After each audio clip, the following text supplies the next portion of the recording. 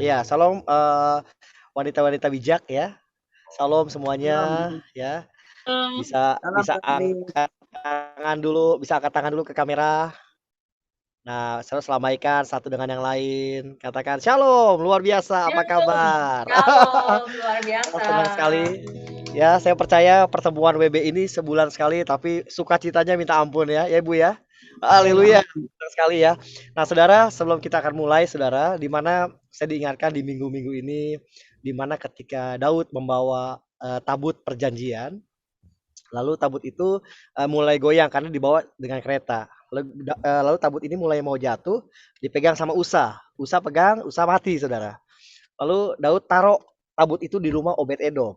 Ketika Daud taruh di rumah Obed-Edom, Daud pulang. Daud berpikir, ah besok Obed-Edom mati nih, katanya gitu. Mungkin dia pikirannya gitu saudara ya. Karena Obed-Edom orang biasa. Saudara tahu, 3 bulan kemudian Daud datang mengambil tabut itu. Dan selama 3 bulan, Obed-Edom cuman mengelap-ngelap itu tabut. Dan selama 3 bulan, Alkitab katakan, Obed-Edom diberkati Tuhan. Amin. Amin. Obed-Edom Amin. diberkati Tuhan. Apa pesannya buat kita hari ini? Jadi gini saudara, waktu tabut itu adalah hadirat Tuhan. Waktu hadirat Tuhan ada di dalam hidup kita, di hati kita, bahkan di rumah kita saudara. Saya percaya, seperti Obed-Edom 3 bulan diberkati Tuhan. Amin saudara. Amin. Amin. Amin. Biarlah pujian penyembahan ada dalam hidup kita, di rumah tangga kita. Dan saya percaya berkat Tuhan akan mengikuti saudara semua malam hari ini. Amin saudara. Mari untuk itu kita akan siapkan hati kita. Mari kita satu dalam doa. Bapa, dalam nama Yesus, Engkau yang mengubahkan ratapan kami menjadi tari-tarian, duka cita kami menjadi sukacita. Makasih buat malam ini Tuhan. Kami mengundang kerajaan-Mu datang ke tempat ini. Sebentar kami mau bersuka cita Tuhan. Di dalam nama Yesus. Dalam nama Yesus. Kami sudah berdoa dan mengucap syukur. Setiap kita yang percaya sama-sama katakan amin saudara. Amin. Haleluya. Mari kita bersuka cita di hadapan Tuhan Yesus saudara. Oh, haleluya. Terima kasih Tuhan. Haleluya. Oh.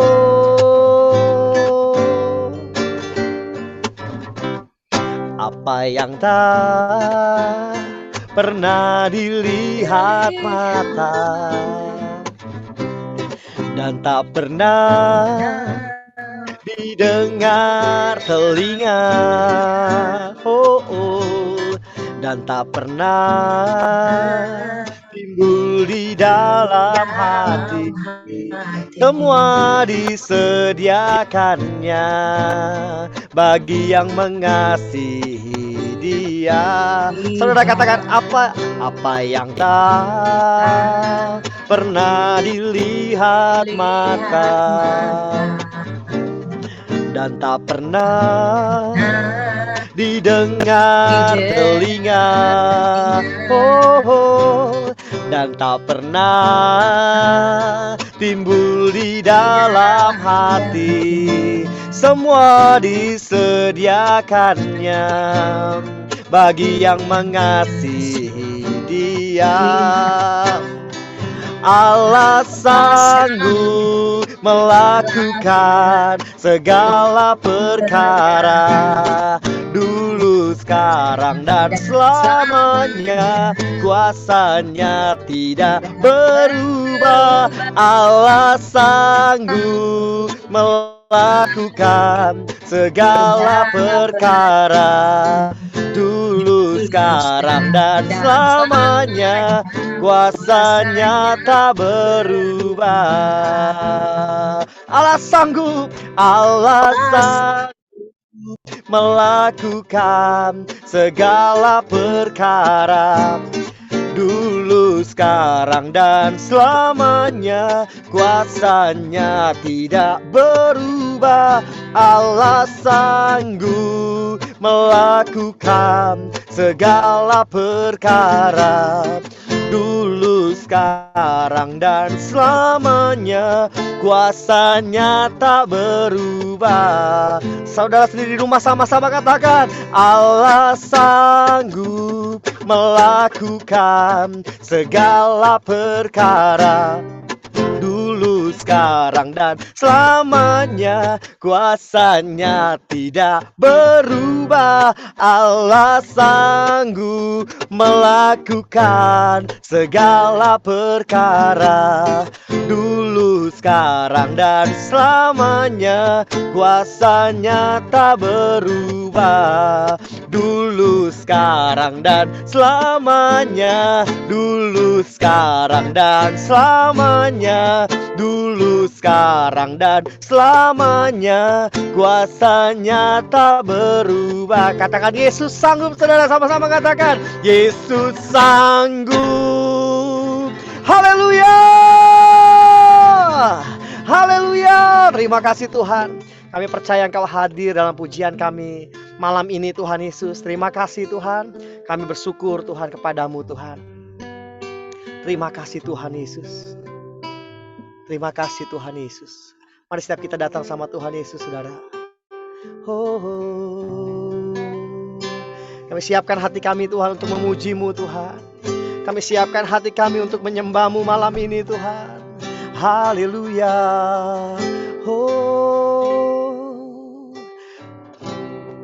Terima kasih Tuhan. Hati kami haus, hati kami rindu kepadamu. Haleluya.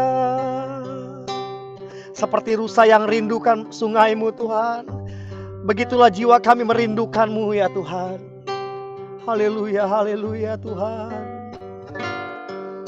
Seperti rusa rindu sungai-Mu, jiwaku rindu Engkau.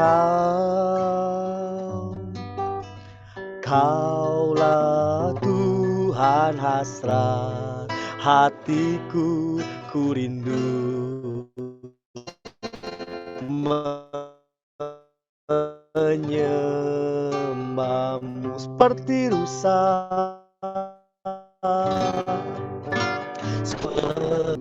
Sungai-Mu, jiwaku rindu Engkau. Kaulah Tuhan hasrat hatiku, ku rindu menyembah-Mu. Engkau kekuatan kami, Engkau kekuatan dan perisaiku. Kepadamu rohku berserah. Kaulah Tuhan hasrat hatiku, ku rindu menyembah-Mu. Panggil namanya Tuhan Yesus. Yesus, Yesus, Kau berarti bagiku.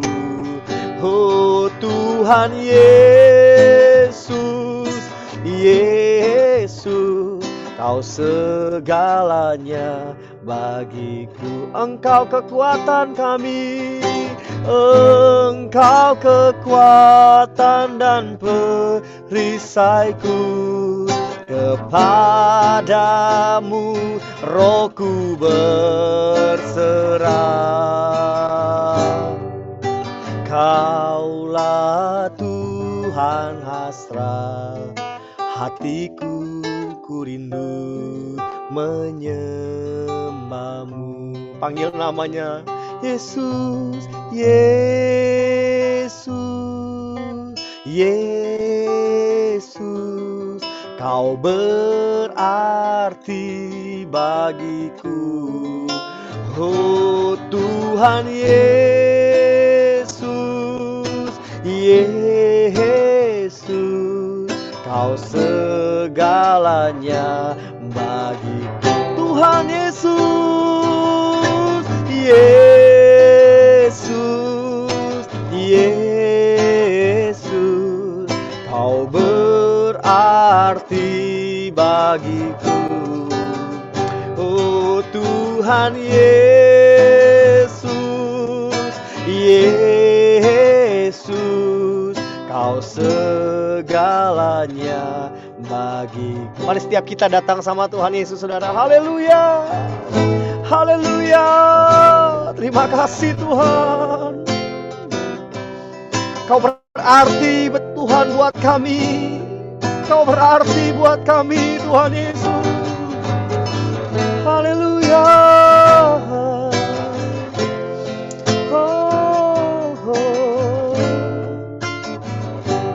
Terima kasih Tuhan Yesus. Terima kasih Tuhan. Kau hadir di tempat ini Tuhan. Kau berarti buat kami Tuhan Yesus. Haleluya, haleluya. Oh Tuhan, Kau segalanya buat kami Tuhan. Kami angkat tangan kami di hadapan-Mu Tuhan Yesus. Yesus, Yesus, Kau berarti bagiku. Oh Tuhan Yesus, Yesus, Kau segalanya bagiku. Kau kuatkan setiap kami Tuhan.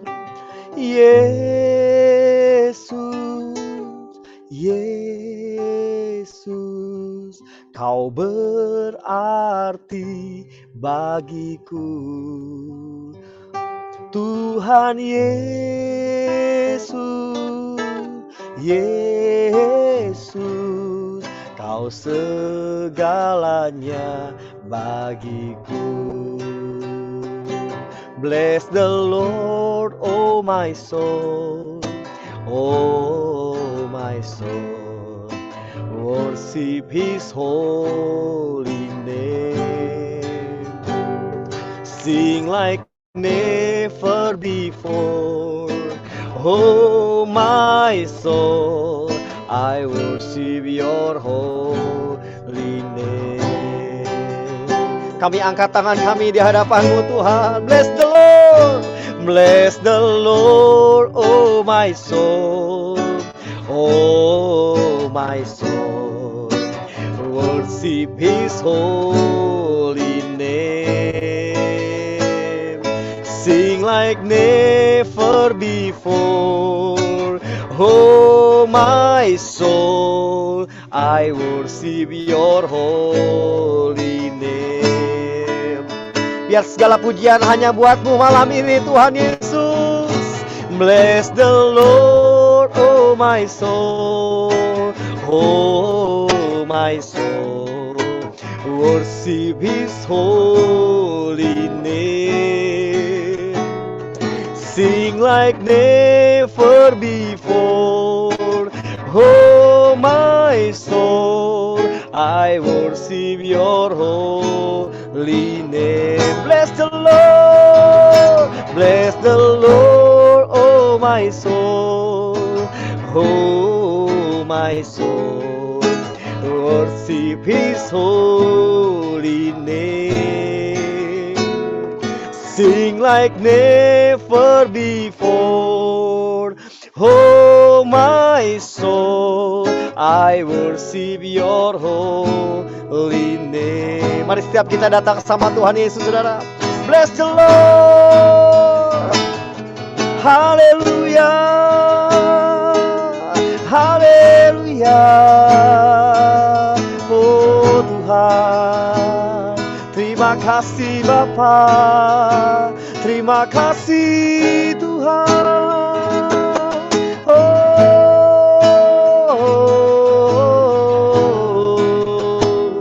Kami memuji-Mu Tuhan, kami sembah Engkau Tuhan, kami sembah. Haleluya, haleluya, kami puji nama-Mu. Biar jiwa kami memuji-Mu Tuhan, biar jiwa kami menyembah-Mu, meninggikan Engkau Bapa. Haleluya, haleluya, haleluya. Ya rabahana karara bara bara bara bara bara. Shorara baba baba baba baba baba baba baba baba baba baba. Shorara bara bara bara bara bara bara bara bara. Ya rabata karara baba baba baba baba baba. Hati kami rindu kepadamu Tuhan. Jiwa kami memuji-Mu Tuhan Yesus. Roh kami menyembah-Mu. Haleluya.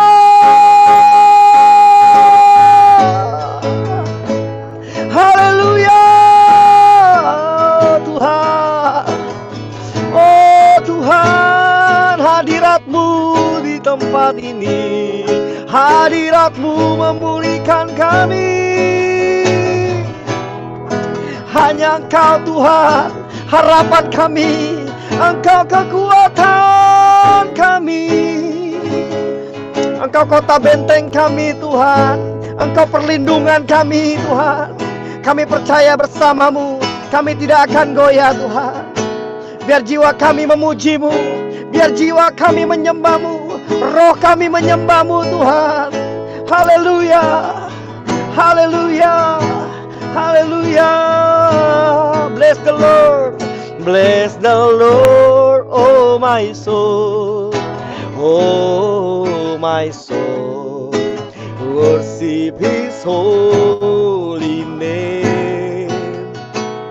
Sing like never before.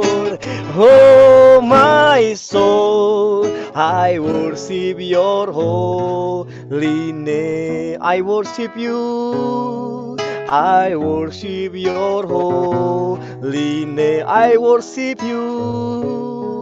I worship your holy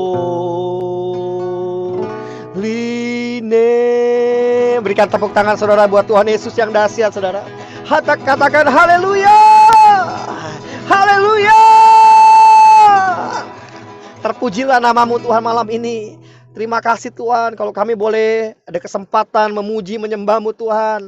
Biar kami boleh mengalami perjumpaan dengan Tuhan malam ini Tuhan. Kau yang dahsyat. Tuhan berkati setiap kami, teman-teman kami yang hadir, orang tua kami semua Bapak yang hadir Tuhan. Untuk WBI malam ini Tuhan, GBI Tanah Abang.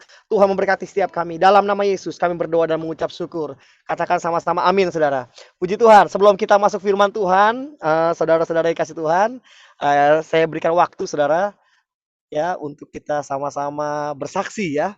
Mungkin Bu Gembala ya diizinkan untuk bersaksi terlebih dahulu baru Tuhan ya. Gitu ya Bu Gem ya.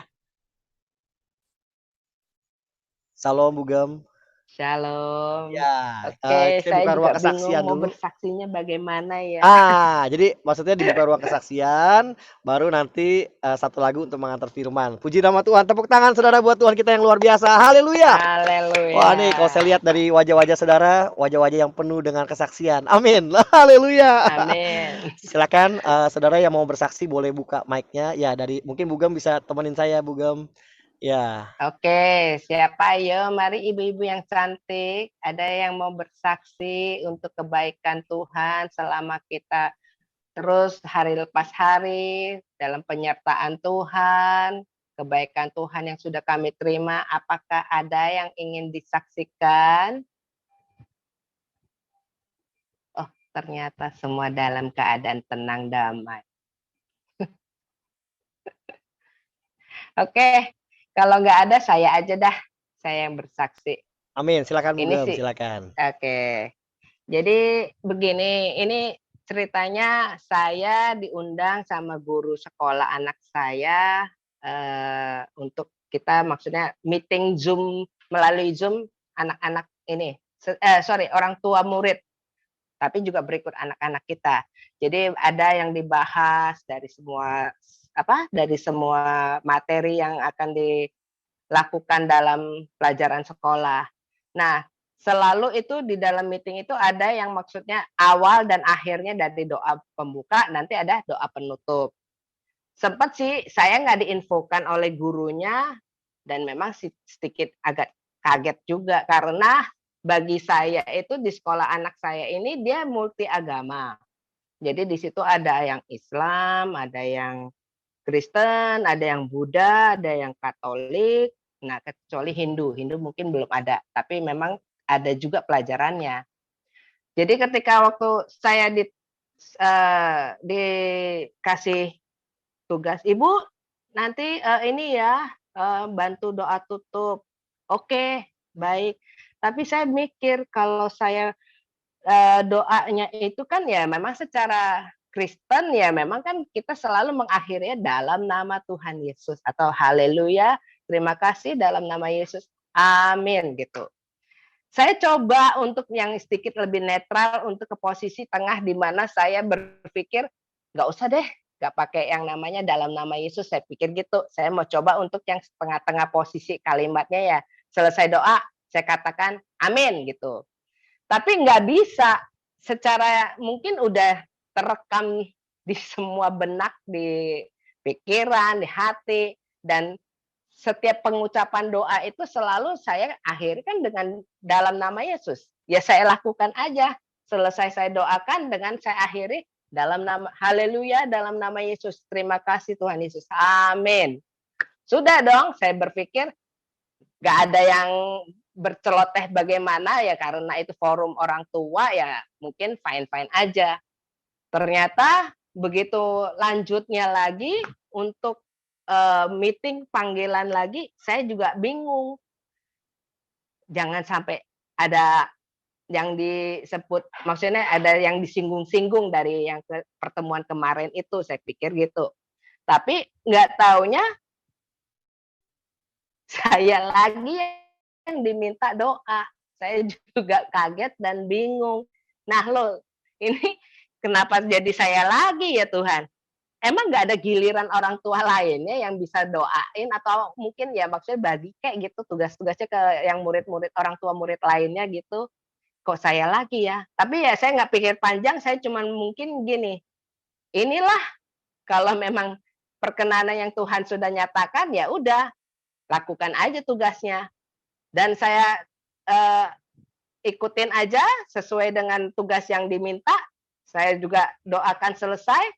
Mungkin saya berpikir gini, apa karena selain perkenanan Tuhan, tapi juga mungkin ada feel damai sejahteranya Tuhan ya di hati para orang tua sekitar di dalam forum itu dan para guru ya. Karena gurunya jujur nggak cuma satu agama juga, mereka juga ada yang Islam, ada yang Katolik, ada juga yang Kristen. Tapi ya saya nggak panjang berpikir untuk yang harus ruwet dan ribet lagi, ya tetap aja saya lakukan seperti yang sudah pernah saya doakan sebelumnya yang waktu beberapa waktu yang lalu gitu. Jadi saya berpikir ya sudahlah, memang kalau Tuhan sudah nyatakan begitu di dalam doa ini, kenapa tidak aja saya lanjutkan dan saya teruskan dengan doa ya dalam nama Yesus.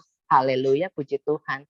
Saya nggak pikir panjang, mereka mau merasa ganjel, risih atau bagaimana, yang penting kan saya lakukan dan selesaikan tugas saya. Begitu. Dan ya puji Tuhan, sampai saya bisa di request 2 kali, itu ya pertanda, ya saya bukan membanggakan diri, tapi saya boleh merasakan gini, kalau pertanda yang namanya Tuhan sudah nyatakan di awalnya ada sesuatu mungkin damai sejahtera, mungkin mamanya orang tua, maksudnya mamanya anak saya ini, mamanya Serafim ini, anak saya namanya Serafim, mungkin disangkanya sebagai istri pendeta atau mungkin ya bisa mendoakan atau bagaimana, itu saya nggak mau pusingin juga. Tapi yang satu hal yang saya lakukan adalah saya cuma berharap ya di dalam doa itu mereka merasakan selain damai sejahtera, mereka juga merasakan arti dalam penyertaan Tuhan itu ada. Tuhan beserta para umatnya. Walaupun ada yang tidak memahami dari kalimat tersebut, tapi kenapa tidak, Tuhan kan yang melakukan semuanya itu juga. Selesai seperti itu aja, bro. Wah, tepuk tangan saudara buat Tuhan kita yang luar biasa. Haleluya. Haleluya. Terima kasih Bugam. Tadi waktu Bugam kesaksian ya, saya diingatkan saya ada kesaksian saudara. Masih ada waktu Bugam, boleh? Bugam. Ya. Oke, baik. Nanti sambil kalau saudara ada kesaksian, boleh nanti langsung daftar di Silakan, grup Bro. di langsung bilang ya. Ah, jadi gini, saudara. Saya pernah satu kali pelayanan di PIK, saudara. Nah, waktu saya pelayanan di PIK itu pulang pelayanan dikasih snack lah ceritanya nih Bugem ya, kayak Bugem ya. Saya kalau ke sana abang dikasih snack terus ya, dikasih snack, lalu dikasih nasi goreng, saudara. Lalu dikasih berkat juga, saudara. Nah, singkat cerita, saudara-saudara, tiba-tiba Roh Kudus ingetin saya, "Kasih temanmu full timer yang di Season City," gitu, Bu. Terus saya, pisahin tuh nasi goreng, buah-buahan, sama ada snack-snack gitu. Saya bilang, "Oke Tuhan, saya mau kasih," gitu. Nah, waktu dalam perjalanan, terus saya telepon hambanya ini, saya bilang hambanya, A lah gitu, "A," namanya kan ada ABC, cuma saya ABC aja lah. "A," saya bilang, "Ada berkat nih dari Tuhan," gitu. Terus tiba-tiba Roh Kudus bilang gini, eee saya tutup teleponnya, tapi tunggu di bawah ya, di depan, Season City, di depan apa namanya dulu namanya, Sevel ya, sekarang Family Mart, Saudara. Saya bilang, "Tunggu di depan ya." Baik. Pas saya tutup telepon, Saudara, tiba-tiba Roh Kudus ingetin ini, "Kasih juga berkatnya." Maksudnya uangnya gitu. Waduh, Saudara, jujur ya, waktu itu saya berpikir, ini jahatnya saya. Saya bilang gini, "Tuhan, saya kan butuh A, B, C, D, A, B, C sampai Z, Saudara. Saya butuh ini, butuh ini, butuh ini." Roh Kudus bilang, "Kasih," gitu. Aduh, di situ, ujian iman saya, Saudara. Lalu saya bilang sama Tuhan, "Tuhan, ini jahat banget nih manusia saya." Saya bilang, "Tuhan, kalau dia turun ada di depan, saya kasih Tuhan. Kalau dia nggak ada, saya nggak kasih." Begitu sampai jahat sekali nih, Bugem ya sama saudara-saudara di sini. Terus, ya udah saya jalan aja, Saudara. Nah, singkat cerita, sampailah saya 10 menit di depan Family Mart itu. Waktu saya sampai dia udah tunggu di depan, Saudara. Saya bilang, "Tuhan, saya nyerah deh Tuhan." Saya nyerah deh Tuhan. Akhirnya saya datang, saya kasih snacknya, lalu saya bilang gini sama dia, "Tunggu sebentar." Saya bilang, "Ada berkat dari Tuhan. Maaf ya, jangan ditolak." Saya bilang. Saya kasih. Nih, saya cuma taat aja, Saudara, saya kasih. Lalu, hambanya bilang gini, "Aduh sorry Bro, nggak apa-apa, aku udah ada," katanya. "Enggak, tolong jangan ditolak." Lalu dia, singkat cerita dia tidak mau gitu menerima, berkat itu, uang itu, Saudara. Ya sudah, akhirnya itu jam 2, saya ingat sekali itu hari Rabu, jam 2 siang, Saudara. Nah, jam 2 siang itu saya harus ke Bekasi, ke Pondok Gede untuk melayani WBI, Saudara. Jadi waktu itu masih onsite ya, jadi sebelum sebelum pandemi ceritanya, Saudara. Jadi saya pergi ke Pondok Gede 1 jam, sampai sana jam 3, Saudara. Jam 3 ibadah WBI sama seperti ini, WBI seperti ini. Lalu ada yang bersaksi 1, 2, 3 orang, lalu dia bilang, "Ada nggak yang mau bersaksi?" Terus saya didorong untuk bersaksi mengenai keselamatan saya. Saya bersaksi di mana saya menerima Tuhan Yesus sebagai Tuhan dan juru selamat, keluarga saya diselamatkan, 1 orang benar, seisi keluarga diselamatkan. Dan saya cerita itu, singkat cerita selesai, doa berkat ya, Saudara, habis doa berkat, amin, ada satu ibu-ibu datangin saya. Dia bilang begini, Saudara, saya nggak begitu kenal sama ibu ini, dia bilang gini, "Davis, tolong jangan ditolak," katanya. "Jangan ditolak." "Apaan, Bu?" "Jangan ditolak, ini berkat dari Tuhan." Saya bilang, "Enggak usah." "Iya, ini berkat dari Tuhan." Sampai rumah, bukan nominal ya, Saudara, saya cuma bilang gini, saya sama istri kami berdua nangis sama Tuhan. Saya bilang, "Tuhan, Kau baik banget." Nah, saya tahu dari pagi itu sebenarnya Tuhan lagi sedang menguji iman saya. Tuhan sedang menguji saya, Saudara. Seandainya kalau pagi hari itu Tuhan suruh dan saya tidak lakukan, mungkin, itu tidak akan berjalan seperti itu gitu, Bugem, ya, sama saudara-saudara di sini. Jadi saya mau bilang, Tuhan itu luar biasa, Saudara, dan yang memang, ketika kita diminta setia tidak mudah. Saya jahat juga pikiran saya. "Tuhan, saya butuh A," padahal tuh dikasih berkat, Saudara, dikasih berkat, lalu suruh berbagi gitu, Saudara. Tuhan suruh, "Nih, kasih ini." Terus jahatnya saya, "Kan saya butuh ini, butuh ini, butuh ini." Dan ketika saya mulai setia melakukan, Saudara, dan Tuhan bekerja dalam hidup saya. Tepuk tangan dulu buat Tuhan Yesus yang luar biasa. Haleluya! Haleluya! Saya berdoa buat saudara semua diberkati Tuhan. Amin, Saudara. Puji nama Tuhan. Ada lagi yang mau bersaksi, Saudara? Halo, Bugam. Apa cukup waktunya? Ada lagi? Kalau ada boleh kasih tangan ke atas atau buka mic-nya aja langsung bicara, Saudara di sini. Ini kan sebulan sekali Silakan, ya. ayo ibu-ibu Kan cantik. sebulan sekali ya. Sebulan sekali kan Betul. jauh juga ya. Nah, ini kesempatan kita untuk menceritakan kebaikan Tuhan. Betul. Ayo ibu-ibu yang cantik, wanita-wanita yang tangguh, silakan, silakan. Oh, ternyata masih dalam tenang damai di Ya, alamnya. baik. Masih ditunggu nih, Sip. kalau ada yang mau bersaksi silakan diklik aja mikrofonnya. Ya mungkin 1-2 menit, Saudara, mau menceritakan kebaikan Tuhan, boleh. Ini ada Om Poci ya? Jangan Ya. diganti dong, Bro. Oh iya, salah ya? Emang Salah ya? saya poci. Iya, Biasa suka Iya, iseng tante, biarin aja iya, nanti besok ketemu saya buka. iya, ada Oma, ada semua di sini yang mau cerita tentang kebaikan Tuhan. Ada? Adakah yang mau cerita? Ada nggak, Bu Nggak usah Lien? malu-malu ya. Ah, Ibu Depi, silakan kalau ada. Enggak, Sis Bugem. Maria. Oh, nggak Ada? ada. Tadi siapa tuh? Ada. Bu Lien nggak ada katanya, Bu Lien. Sis Maria, sista kita. Ayo, ada nggak sayangku? Bu Lina udah senyum-senyum aja. Baik, Ayolah, Bu Lina. iya nih. Ngedada lagi. Wah, Sepertinya semua udah nggak tahan mau nunggu Bu Evin sharing nih, bro. Ibu Maria. Mari kita, Bu Maria, Sis Maria. Senyum-senyum saja, Sis Maria. Baik. Oke, Baik, kalau sepertinya tidak sudah ada, tidak ada. kita naikkan refnya aja, saudara. Ada satu pujian. Habis itu saya serahkan hambanya ya. Ku mau memujimu, ku selalu pujimu, ku mau menyembahmu, ku selalu sembahmu.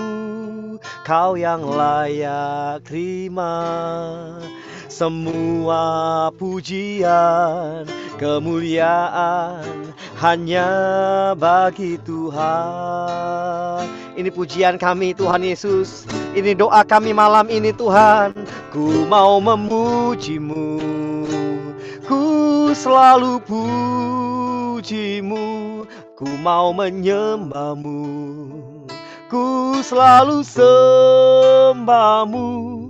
Kau yang layak terima semua pujian, kemuliaan hanya bagi Tuhan. Mari sekali lagi saudara. Ku mau memujimu, ku mau memujimu, ku selalu pujimu, ku mau menyembahmu, ku selalu sembahmu. Kau yang layak terima semua pujian, kemuliaan hanya bagi Tuhan. Kau yang layak terima semua pujian, kemuliaan hanya bagi Tuhan. Saya serahkan hambanya. Terima kasih Tuhan Yesus. Terima kasih Tuhan. Terima kasih Tuhan. Mari ibu-ibu kita berdoa. Bapa di dalam surga, kami ucap syukur Tuhan hari ini kami bisa hidup satu hari. Itu semua karena belas kasihan-Mu. Bapa, kami buang kotor yang dalam hati kami buang yang kotor yang ada dalam pikiran kami, dalam firman-Mu dalam Yakobus. Buanglah segala sesuatu yang kotor dan terimalah firman dengan lemah lembut. Tuhan, hamba-Mu di sini hanya berbagi Tuhan. Sembunyikan hamba-Mu di balik salib-Mu, sehingga setiap apa kata yang aku berikan, itu adalah kata-kata yang memang realita aku lakukan di dalam hidupku. Dan Tuhan, biarlah Tuhan setiap kuping-kuping yang mendengar, ibu-ibu yang ada di tempat ini, yang ada di dalam Zoom ini Tuhan, mereka mendengarkan dengan lemah lembut, mereka membuang segala sesuatu yang kotor, mereka membuang segala pembenaran diri, sehingga Tuhan, firman-Mu Tuhan Yesus, yang memberikan mereka kekuatan, yang memberikan mereka juga Tuhan cara Tuhan untuk berpikir menggunakan akal budi, sehingga Tuhan kami mempergunakan akal budi kami yang berasal daripada-Mu untuk mencerna setiap firman, sehingga kami terapkan di dalam kehidupan kami sehari-hari. Kami bukan menjadi pelaku-pelaku yang munafik, tapi kami melakukannya di dalam keseharian kami, karena firman-Mu mengatakan ibadah kami yang sesungguhnya adalah keseharian kami, ibadah kami yang sesungguhnya adalah hidup kami. Maka Tuhan, kami mempertanggungjawabkan setiap kata-kata, perbuatan yang kami lakukan di dalam keseharian kami. Karena kami tahu Bapa, yang akan menjadi hakimnya bagi hidup kami adalah firman-Mu. Mari Bapak Ibu, Ibu-ibu yang ada di dalam Zoom, kita katakan haleluya. Amin. Amin. Shalom ibu-ibu semuanya. Kedengeran nggak suara aku? Kedengeran Kak. Ibu-ibu yang lain kedengeran Mantap, Bu. suaranya? Kedengeran. Okay, ya. Jelas banget. Oke. Di sini aku terima kasih Ibu Gembala, terima kasih ibu-ibu semuanya. Ibu Gembala sudah diberikan kesempatan untuk sharing di tempat ini, di tempat Zoom ini. Sedikit saya berbagi. Sebenarnya ini aku nggak khotbah ya, aku men-sharingkan yang ada di dalam hidupku, yang terjadi dan yang aku jalanin. Karena ibu-ibu dan saya juga pasti tahu kita hari-hari yang kita lalui itu adalah berat. Day by day itu yang kita lakukan adalah berat. Sebagai seorang wanita, kita harus ngurus anak, kita harus ngurus suami, kita harus juga menopang suami kalau misalnya secara finansial, apabila ada suami kita yang secara finansial mungkin kita harus topang, ya kan? Dan itu kita harus lakukan dengan sepenuh hati dan kita melakukannya seperti untuk Tuhan. Jadi saya mau menceritakan kisah saya, seorang Evin, bagaimana saya bisa percaya kepada Yesus Kristus. Nanti materi dibagikan oleh pegawai saya ya Bapak Ibu ya, yang namanya Ica itu. Nanti kalau Bapak Ibu mau silahkan lihat materi, nanti mempelajari, mau di-share, mau di-screenshot itu it's okay. Saya mau menceritakan bagaimana saya bisa percaya kepada Yesus. Dari awal itu, ini temanya nih sekarang sharingnya adalah hidup karena percaya. Yohanes 20 ayat 29 dan 2 Korintus 5 ayat 7. Saya bacain ya Bapak Ibu ya. Karena di sini ada bapak-bapak, jadi saya bilang bapak-bapak ibu. Ya, hidup orang Kristen adalah karena percaya, bukan karena melihat. Itu 2 Korintus 5 ayat 7. Itu memang mudah untuk dikatakan, namun sulit untuk dilakukan. Kenapa? Karena kebanyakan orang itu cenderung mudah khawatir. Apalagi perempuan ya Bu, saya juga termasuk perempuan yang khawatirnya banyak, terus saya gelisah, saya takut, dan sebagainya. Ya karakternya seorang perempuan tuh ada di dalam diri saya, terus gampang panik, ya, gampang panik juga di dalam menghadapi suatu persoalan atau masalah. Mengapa demikian? Mengapa demikian? Karena hal tersebut dikarenakan kita melihat persoalan itu, masalah tersebut tanpa iman. 2 Korintus 5 ayat 7, sebab hidup kami ini adalah hidup karena percaya, bukan karena melihat. Terkadang kalau kita praktekin, kadang-kadang kan pasti ibu-ibu bilang, itu mah teori doang Bu, mempraktekannya susah. Ya kan? Nah, jadi kalau kita punya iman, iman itu adalah yang mengalahkan dunia. Iman itu adalah yang mengalahkan dunia. Jadi kalau saya sharingkan di sini bagaimana saya bisa percaya kepada Yesus, saya dari awal itu dari keluarga Kristen, Bapak Ibu. Jadi beragama Kristen. Papa mama saya itu Kristen ya. Mungkin Bapak Ibu kenal saya waktu pelayanan di Tanah Abang itu enggak sebagian, jadi cuman tahu aja, belum kenal. Makanya saya memperkenalkan diri bahwa saya dari keluarga ya papa saya dan mama saya itu beragama Kristen. Dari kecil saya dididik untuk sekolah minggu, terus saya dididik untuk ikut remaja, itu terus diajarkan oleh orang tua saya sebagaimana orang tua mengajarkan kepada anaknya. Tetapi saya baru mengenal Yesus dan baru memutuskan untuk hidup sebagai murid Kristus itu 2015. Jadi sebenarnya saya dari saya kecil sampai saya 2015 itu, saya hidup hanya sebagai orang yang beragama Kristen, bukan sebagai murid Kristus. Karena orang yang beragama Kristen dan pengikut Kristus itu beda besar, beda jauh. Kenapa seperti itu? Nanti saya jelaskan ya Bapak Ibu ya. Nah, ini jadi pertama itu kisah hidup saya itu dimulai dari pertobatan suami sebenarnya. Jadi saya ini bisa mengenal Kristus itu sebenarnya bukan dari mimpi. Jadi saya belum pernah mimpi gitu ya. Saya juga belum pernah diajak ke surga. Saya juga belum pernah diajak didatengin malaikat atau apa, belum pernah. Tapi saya melihat Kristus itu dari pertobatan suami saya. Jadi suami saya itu dari yang pribadi kasar, pribadi yang suka main perempuan, yang tidak pernah perhatian sama saya dan anak-anak, terus yang mempunyai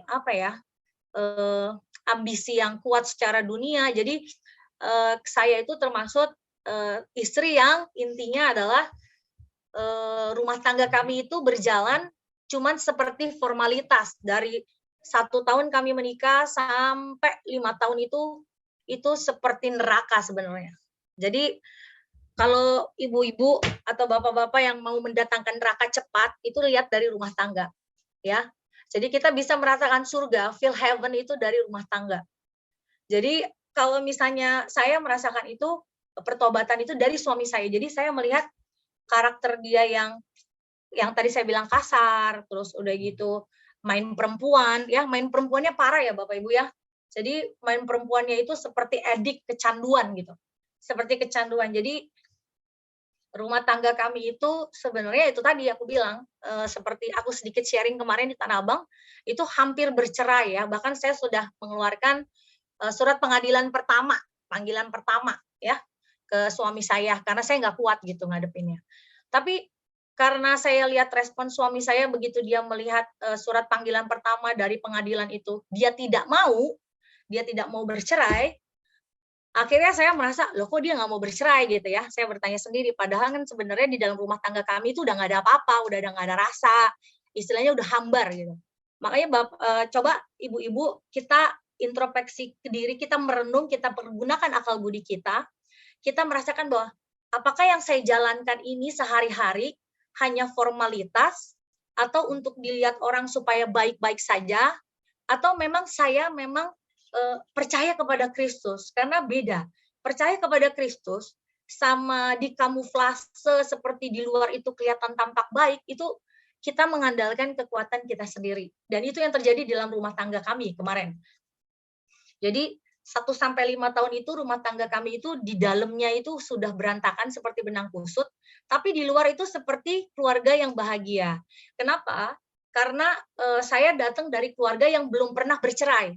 Jadi background saya itu keluarganya tuh nggak pernah ada cerai. Jadi kalau saya bercerai, saya pelopornya. Saya pelopornya gitu ya, pelopor dalam keluarga besar. Nah, jadi karena itulah menjaga nama baik itu, saya bertahan dengan kekuatan saya.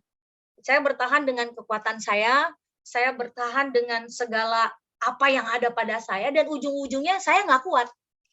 Ujung-ujungnya saya nggak kuat karena saya nggak datang kepada Tuhan gitu. Saya mengandalkan kekuatan saya, jadi ujung-ujungnya ya udah gitu loh. Saya jadi kayak ada bom waktu di dalam diri saya yang menunggu kapan meledak. Nah, di dalam 1-5 tahun itu boleh dikatakan bahwa ya rumah tangga kami emang benar-benar seperti neraka, bukan seperti surga yang dirasakan orang-orang pada umumnya. Nah, kenapa saya bisa percaya kepada Kristus? Karena pada saat itu saya melihat perubahan yang sangat signifikan dari suami saya. Yaitu pada saat suami saya ini kan pencinta pemain perempuan ya. Jadi mungkin segala bentuk hidung perempuan udah dia coba. Ya. Jadi pada saat dia stop memutuskan untuk tidak main perempuan, itu dari mana sih Ibu tahu? Saya tahu dari dia meluangkan banyak waktu sama keluarga, sama saya dan anak-anak. Kalau ibu-ibu tahu, mungkin ibu-ibu melahirkan anak nomor 1, nomor 2 itu suami ada di samping ya. Kalau saya nggak ada. Saya berjuang sendiri di rumah sakit itu, anak pertama lahir, saya sendiri. Sementara suami saya main perempuan. Anak kedua, saya juga melahirkan sendiri. Suami saya main perempuan. Makanya kenapa kalau misalnya dibilang saya trauma dulu ya, saya trauma punya anak, ya karena saya nggak mau lagi gitu loh. Saya nggak mau lagi mengalami yang namanya melahirkan sendiri, berjuang sendiri, saya nggak mau. Jadi makanya kenapa waktu pada saat suami saya masih jadi bajingan, saya langsung pakai KB, pakai spiral, tanpa izin suami. Jadi supaya saya tuh nggak hamil gitu. Nah, dari sampai segitunya saya memikirkan cara-cara seperti itu. Supaya sayanya tidak merasakan tersakiti lagi dan terzolimi lah istilahnya. Nah, tapi setelah saya lihat perubahan dari suami saya, yang saya pikir nih suami saya nggak bakal bisa berubah. Saya pikir nih suami saya itu nggak bakal sampai mati bakal seperti itu. Dan ternyata karena dia mengambil keputusan sendiri untuk mengikut Kristus, saya melihat banyak perubahan. Nah, firman Tuhan katakan, dari buahnya lah engkau mengenal mereka. Jadi, ibu-ibu kalau mau mengenal orang yang hidup di dalam firman Tuhan, kenali buahnya. Bukan perkataannya, bukan dongengnya, kenali buahnya, bagaimana kesehariannya. Apakah dia hidup di dalam firman, apakah dia menerapkan firman di dalam hidupnya, dari situ kita bisa melihat Kristus. Jadi kalau Bapak Ibu mau melihat Kristus, tidak perlu minta mimpi, tidak perlu minta kita didatengin tanda-tanda khusus, cukup lihat dari buahnya.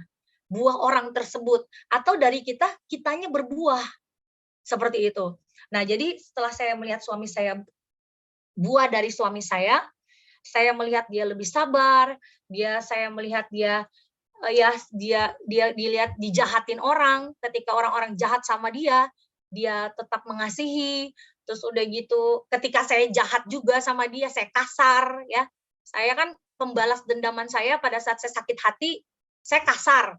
Ya, saya kasar sama suami saya kasar sama mertua saya kasar sama kakak ipar saya, pokoknya yang berhubungan sama suami saya, karena saya sakit hati, saya pasti nggak suka. Nah, seperti itulah kehidupan yang terjadi di dalam rumah tangga kami dan yang terjadi di dalam keseharian kami. Nah, pada saat itu saya melihat suami saya tuh emosional, suka selingkuh dan marah gitu ya, kasar. Tapi pada saat dia bertobat, dia sama sekali nggak pernah tidak marah. Kalaupun saya kasar, misalnya saya lempar botol aqua atau saya injek-injek harga diri dia nggak balik kasar sama saya. Terus dia udah nggak lagi main perempuan, dia tuh menunjukkan perhatian dia terhadap saya dan anak-anak yang tadinya sama sekali nggak ada. Seperti itu. Nah, dari situ saya melihat buahnya dan saya bertanya sama suami saya. Saya tanya sama dia secara tanya gitu, kok kamu bisa berubah sih? Gitu kan. Saya pikir kamu nggak bisa berubah loh. Saya pikir kamu mati bakal begitu keadaannya. Gitu kan. Jadi pada saat itu ibu-ibu, saya jujur, saya selalu berdoa berdoa saya itu bukan minta suami saya panjang umur, tapi doa saya itu minta suami saya mati cepat, jadi supaya saya jadi janda gitu. Karena buat saya itu kalau saya jadi janda saya terhormat. Kenapa? Karena saya stop disakiti, saya stop mendengar gosip-gosip kalau suami saya, laki lu main perempuan di sana loh, laki lu gue lihat di Hotel Hilton loh, laki lu gue lihat di Mulia loh, sama perempuan ini loh, perempuan itu. Itu terasanya, kalaupun kita ketawa, itu kita di sini sakit gitu loh, teriris-iris seperti itu gitu.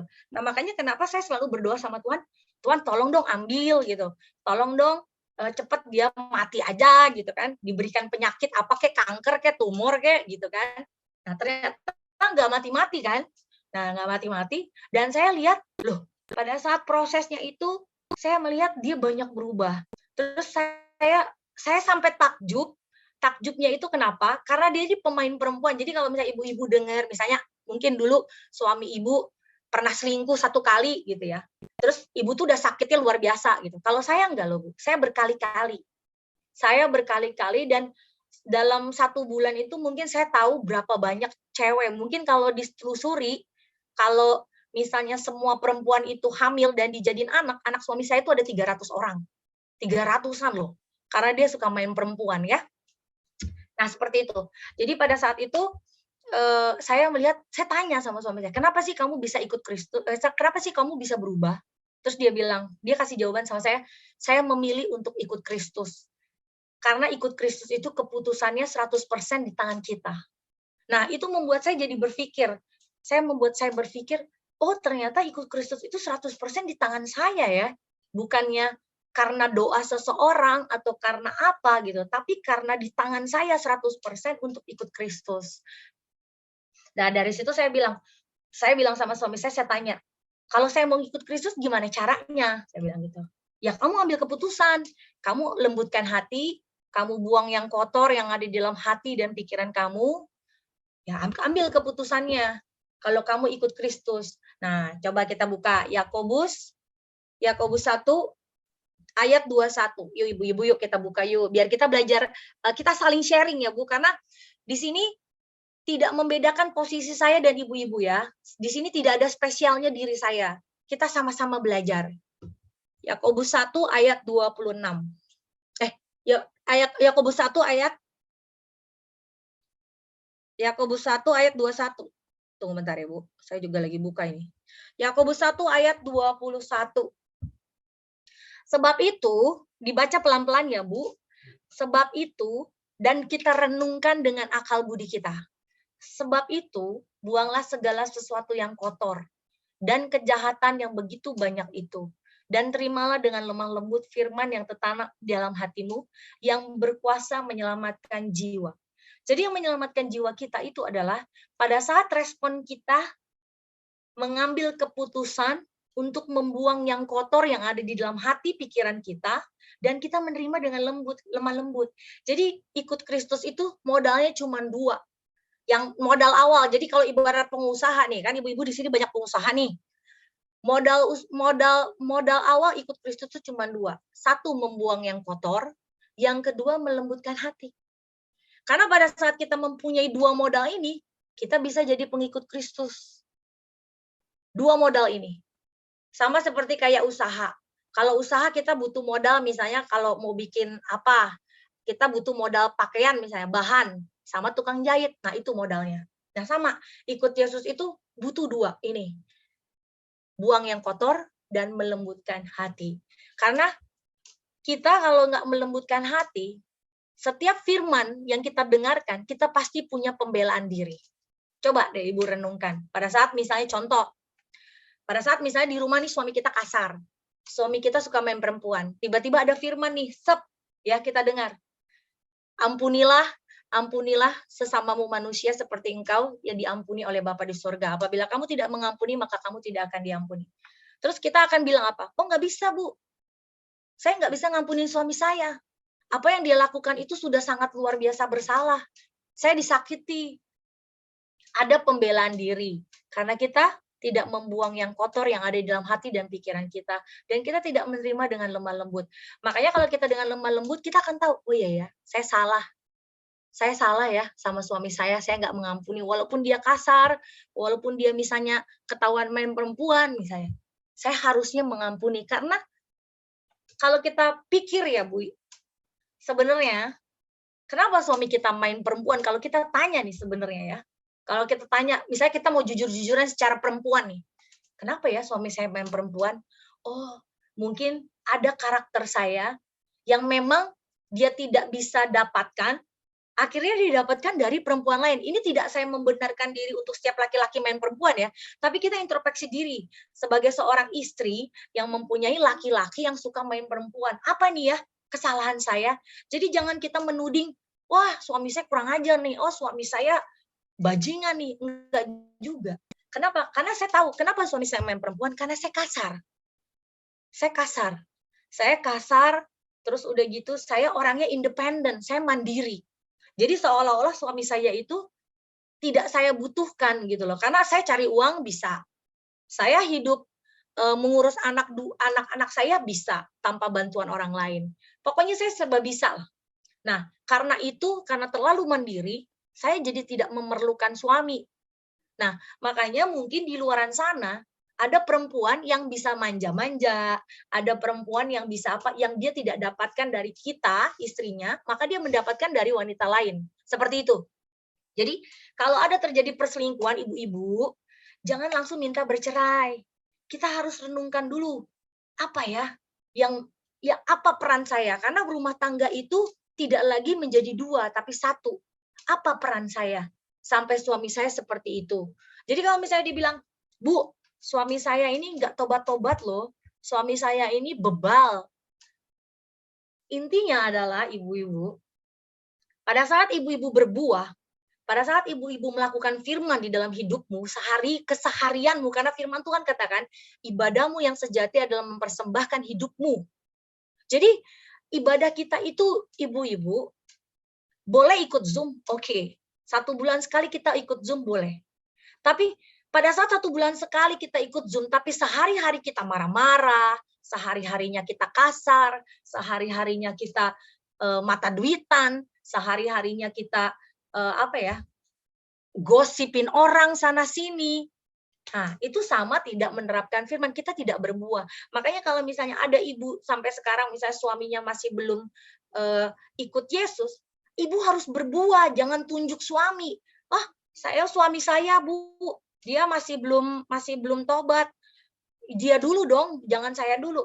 No, nggak kayak gitu. Cara kerja murid Kristus tidak seperti itu, ibu-ibu. Cara kerja seperti Kristus itu adalah kita berbuah dulu. Kita menunjukkan dulu buahnya. Sehingga orang lain menikmati buahnya. Firman Tuhan katakan, hendaklah engkau berbuah banyak, sehingga orang lain menikmati. Jadi, kalau buah kita belum dinikmati orang banyak, berarti kita belum berbuah. Kalau misalnya orang lain anak kita atau suami kita belum merasakan buah kita, berarti kita cuman sekedar orang beragama Kristen, bukan menjadi murid Kristus. Nah, sekarang kita, ayo ibu-ibu kita introspeksi ke diri kita. Saya sudah berbuah apa belum ya? Suami dan anak-anak saya sudah menikmati buah saya belum? Nah, firman Tuhan di dalam Yohanes 15 ayat 8. Yuk ibu-ibu, saya ngomong ini bukan karena kata saya loh ya, kata firman. Yohanes 15 ayat 8. Dalam hal inilah Bapakku dipermuliakan, yaitu jika kamu berbuah banyak, dan demikian kamu adalah murid-muridku. Jadi ibu-ibu, kalau misalnya kita mengaku kita murid-murid Kristus, kita harus berbuah banyak. Berbuah banyak itu bukan masalah duit loh ibu ya. Bukan berbuah banyak itu bukannya kita punya duit terus kita bagi-bagi, terus kita punya duit kita bagi-bagi, bukan ya. Berbuah banyak itu apa yang ada di dalam diri kita meneladani Kristus, kita hidup sebagaimana Kristus telah hidup. Nah, kita pasti akan berbuah. Nah, contoh kayak kalau ibu-ibu baca nih di dalam firman, ibu merenungkan firman, makanya firman Tuhan itu sebenarnya bukan untuk dibaca. Ibu-ibu, saya dulu juara 1 ABA loh. Ayo baca Alkitab. Saya juara 1 baca Alkitab, tapi saya tetap kasar sama suami. Saya tetap mata duitan. Saya tetap ngebohongin suami. Saya tetap tipu suami. Tipu suami itu maksudnya gini loh, nyatut. Nah, nyatut tuh gini loh. Uang saya, uang suami, uang saya. Ya gitu. Ya kan? Kalau sekarang apa uang saya, suami saya tahu jumlahnya berapa. Kalau dulu enggak, saya punya tabungan khusus yang udah saya bohongin buat suami saya. Jadi gini, misalnya saya punya tabungan 100 juta, saya bilang sama suami saya punya uang cuma 5 juta. Padahal sebenarnya saya punya rekening sendiri. Nah, sebenarnya kalau hidup di dalam Kristus, kita nggak boleh begitu, gitu loh. Banyak hal-hal yang harus kita rubah. Karena apa?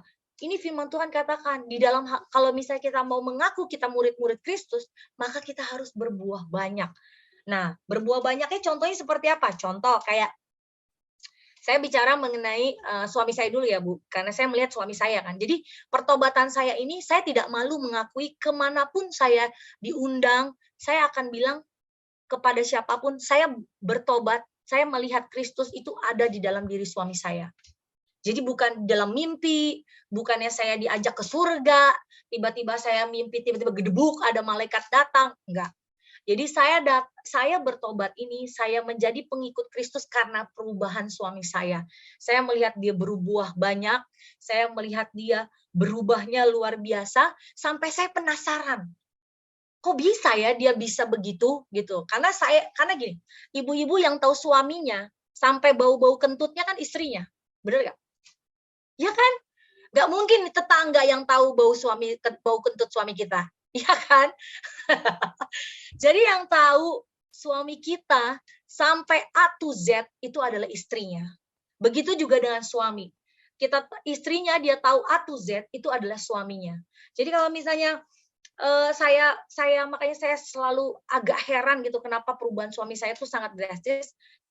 Saya bertanya jadinya, kok bisa sih kamu yang dari pribadi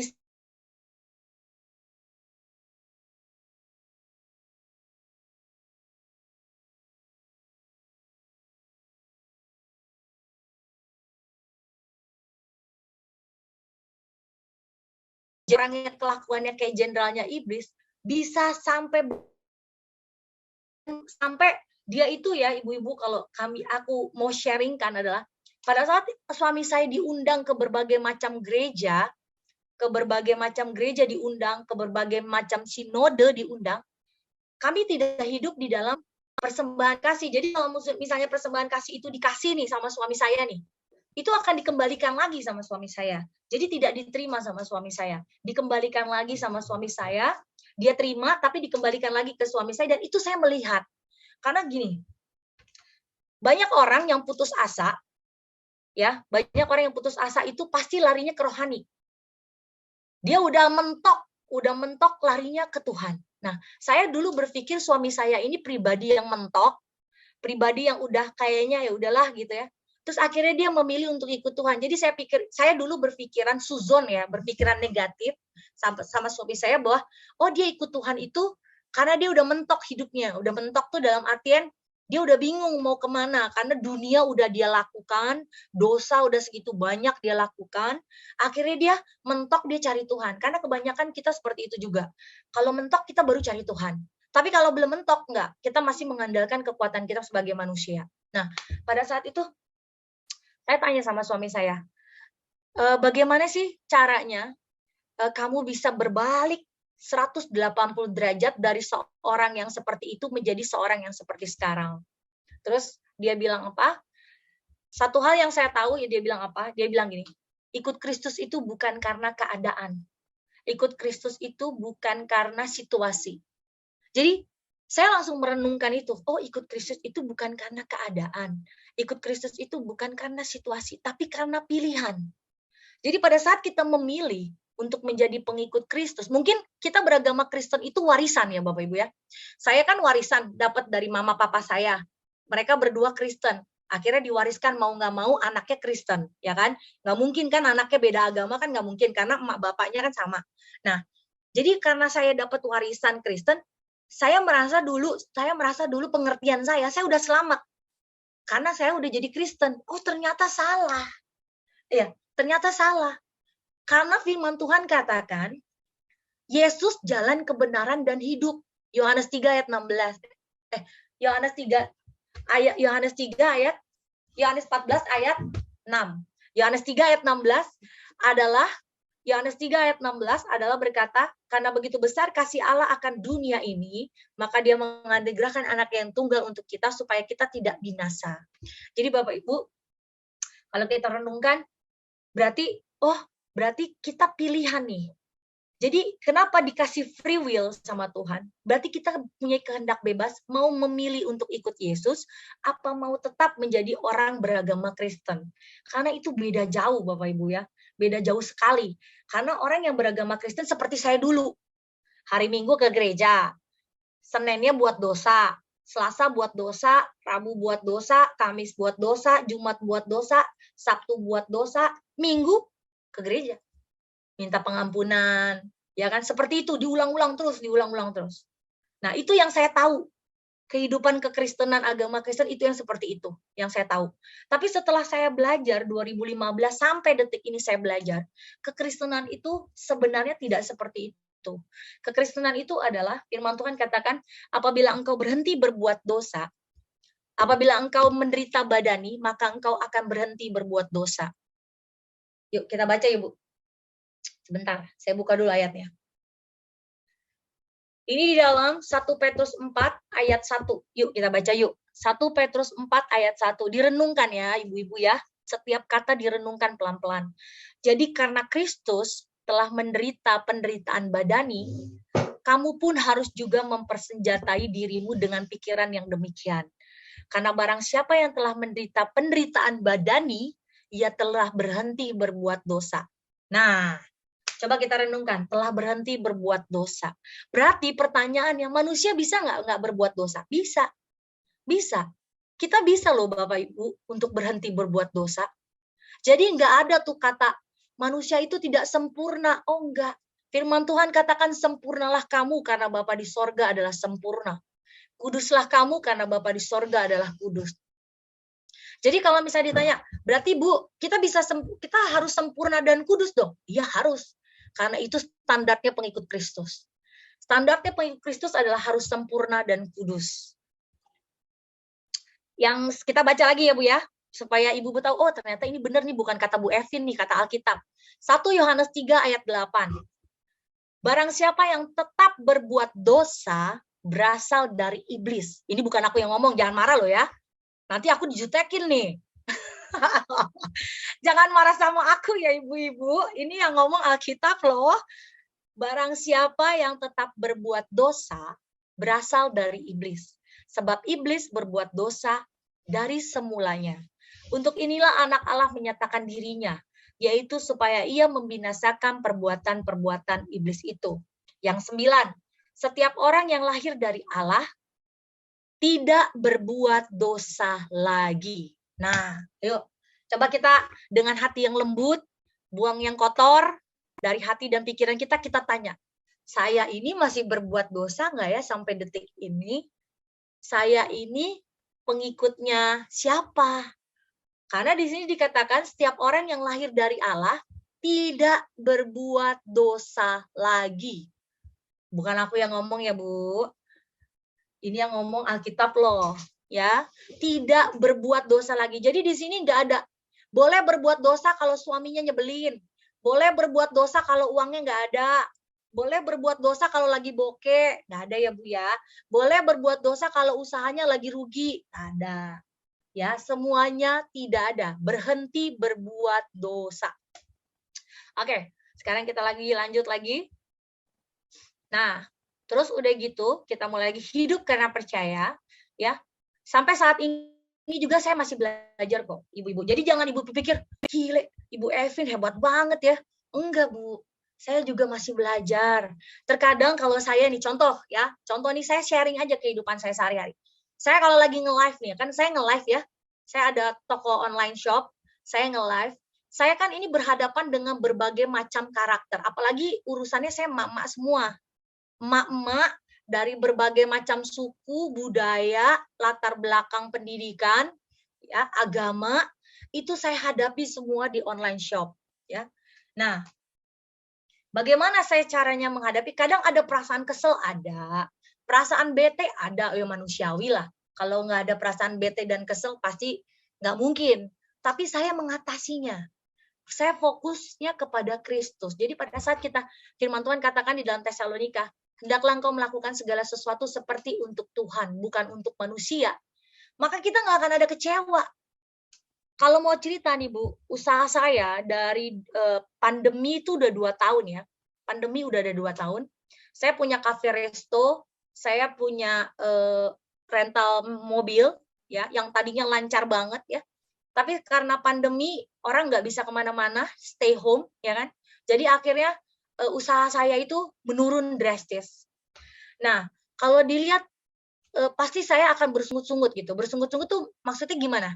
Karena gini, uang dari usaha saya ini biar saya sharing ke ibu-ibu ya. Uang dari semua usaha saya ini itu bukan untuk memperkaya diri, tapi kami mensupport yayasan. Saya mensupport yayasan, namanya Yayasan Abra Harvest Ministry. Yayasan itulah yang masuk ke berbagai macam gereja, dari berbagai macam sinode, baik di dalam negeri, luar negeri, maupun di desa-desa. Jadi yayasan kami ini berdiri bukan dari sumbangan, bukan dari donatur, bukan dari orang kaya ngumpul di yayasan kami, ya, yang tajir melincir, tapi itu semua dari usaha kecil yang kami kelola selama ini, dan itulah pada saat uangnya ada, misalnya gini, pada saat semuanya digabung setiap 1 bulan ada untung, nah baru kami pergi ya pelayanan. Dan pelayanan itu setiap minggu loh ibu-ibu, setiap minggu. Karena pandemi ini aja kami agak mengurangi ya, karena berbagai macam gereja tuh ada yang masih online ya. Jadi kami tuh setiap minggu, Jumat itu udah siap-siap, Sabtu itu pemuda, Minggu itu kebaktian umum. Itu kami pergi. Dan di dalam pelayanan kami tidak ada merepotkan gereja tersebut gitu loh. Misalnya kayak harus disiapin hotel, disiapin makan, disiapin apa, oh enggak. Jadi kami memang semua dananya full dari usaha itu sendiri. Dan setiap kali kami pelayanan pun kami bukan hidup dari PK. Bukan hidup, misalnya pun kalau gereja itu ngasih, itu kami terima, kami kembalikan lagi. Setiap gereja, mau itu gereja besar, mau itu gereja kecil, kami kembalikan. Karena konsepnya kami sudah merasakan bagaimana menerapkan firman di dalam hidup kami sehari-hari dan bagaimana baiknya Tuhan itu loh. Baiknya Tuhan itu bukannya usaha saya dibikin untung terus, enggak Bu. Saya juga mengalami kerugian loh. Saya selama pandemi ini saya mengalami kerugian banyak. Saya kadang-kadang suka bertanya, Tuhan, saya ngalamin juga ya kerugian gitu loh. Karena apa? Karena ikut Yesus itu bukan supranatural. Ikut Yesus itu nyata gitu loh, nyata. Kenapa saya bilang nyata? Karena gitu. Karena pada saat ikut Yesus, kita akan mengalami kerugian. Oh ya pasti dong, orang pandemi, semua orang. Jangankan yang ikut Yesus. Semua rata merugi usaha orang pada saat pandemi. Jadi kalau misalnya mau ditanya, Tuhan, kalau misalnya saya merugi, apa saya kurang kurang apa ya namanya kalau kata orang ya, kurang apa ya, kurang intim sama Tuhan, makanya saya rugi. Oh enggak, memang saya harus mengalami kerugian karena memang keadaan situasi negara ini seperti ini. Tapi bedanya pengikut Kristus sama orang yang beragama Kristen adalah pengikut Kristus akan tetap sukacita. Pengikut Kristus akan tetap kuat. Pengikut Kristus akan tetap semangat. Beda. Kalau orang yang beragama Kristen, kalau dia mengalami kerugian, kepala dia udah pusing, udah stres, ya kan? Terus mengandalkan apa? Oh, mengandalkan link, si A, si B, si C, terus minta-minta, minjem, ya kan? Minjem ke sana kemari. Aduh, tolongin dong, gue rugi nih. Pinjem dong, utang dong gue untuk ini, untuk itu, nutupin ini. Ah, enggak. Saya, Bu, saya kasih tahu, saya waktu pandemi ini, saya jual mobil saya ada 3 biji. Saya relakan harta saya untuk saya jual, untuk menutupi kerugian, untuk menutupi yayasan. Karena buat saya yayasan ini harus jalan, gitu loh. Yayasan ini harus tetap jalan. Karena buat saya, kenapa yayasan ini harus tetap jalan? Karena dari ajaran-ajaran yang saya dapatkan dari yayasan ini, itu adalah kalau buat saya pribadi, karena saya bergabung di dalamnya, saya merasakan saya lebih mengenal dan lebih memahami firman Tuhan itu dengan benar-benar. Jadi bukannya cocok logi. Jadi bukannya apa kata A, B, C, D, tapi apa kata firman. Kadang yang suka kita bikin bingung, coba Ibu telusuri ya. Kenapa ajaran si A, si B, si C, si D itu berbeda? Itu karena ada cocok logi. Tapi kalau misalnya kita baca firman Tuhan, mau Markus, Lukas, Yohanes, dia menuliskan, dia mengkerucut kepada Yesus Kristus. Yang diajarkan adalah tetap Yesus Kristus, bukan ajaran-ajaran lain. Nah, jadi kalau misalnya saya sharingkan adalah, pada saat saya memilih untuk percaya kepada Yesus, maka mindset hidup saya ini berubah. Cara hidup saya ini berubah. Gimana cara hidupnya berubah? Satu, cara hidup saya berubah adalah, dulu saya punya uang nih, ibu-ibu ya. Dulu setiap kali saya punya keuntungan, setiap kali usaha saya ada untung, saya spend money. Spend money itu apa, Bu? Spend money itu saya pergi ke luar negeri. Jadi kami ini, keluarga kami dulu, sebelum saya mengenal Kristus 2015, kami itu ada vacation itu, setahun itu 3 kali ke luar negeri. Setahun itu 3 kali. Dari keuntungan usaha. Yang kedua, saya selalu kalau ada keuntungan, saya pasti ganti mobil. Jadi misalnya mobil saya sekarang Avanza misalnya, saya ganti jadi Fortuner baru. Seperti itu. Seperti layaknya orang-orang di luaran sana. Jadi saya melakukan seperti itu. Terus kalau saya ada keuntungan, saya beli rumah, beli tanah, pokoknya seperti itu. Nah, sekarang karena saya sudah mengenal dan saya sudah menyebut diri saya adalah murid Kristus, pada saat saya ada keuntungan, saya cuma mencukupkan kebutuhan saya. Kebutuhan saya apa sih? Makan, minum, pakaian. Pakaian juga jangan yang mahal-mahal, ya. Sama apa? Apa namanya tuh? Berteduh. Rumah. Dulu ambisi saya, ibu-ibu, saya selalu bilang ke suami saya ya, waktu pas sebelum 2015, kami ini kan 2 pengusaha. Saya dan suami saya itu 2 pengusaha, jadi 2 dompet. Jadi saya tuh selalu bilang, pokoknya anak-anak kalau misalnya sudah settle, sudah SMA, saya mau bangun rumah yang ada kolam renangnya, dan saya mau nanti di dalam rumah itu, ya pokoknya serba lux lah, serba mewah. Tapi setelah saya belajar firman, sekarang nggak mikirin lagi yang seperti itu. Saya tidak mikirin lagi kepentingan diri saya, dan saya tidak mikirin lagi, oh biar dilihat orang sukses, saya pakai mobil mewah. Soalnya saya ngalamin ya Bu Ibu ya, contoh waktu saya ke Jakarta kemarin, saya kan ini sharing ya Bu, saya waktu ke Jakarta kemarin, saya waktu diundang satu gereja di Jakarta, saya dari Cirebon itu cuma naik Sigra manual. Nah, saya naik Sigra. Pada saat itu saya parkir di depan mobil. Sementara di situ jemaatnya, mobilnya Pajero, HRV, enggak ini yang kebaktian yang kemarin. HRV, terus udah gitu ada Fortuner, saya parkir di depan. Nah, selesai dari kebaktian, selesai dari kebaktian, ada jemaat mungkin dia nggak tahu kalau yang di belakang dia itu anak saya. Nah, ada jemaat di belakang itu anak saya, dia bilang, itu mobilnya, maksudnya kasih tunjuk Sigra itu loh.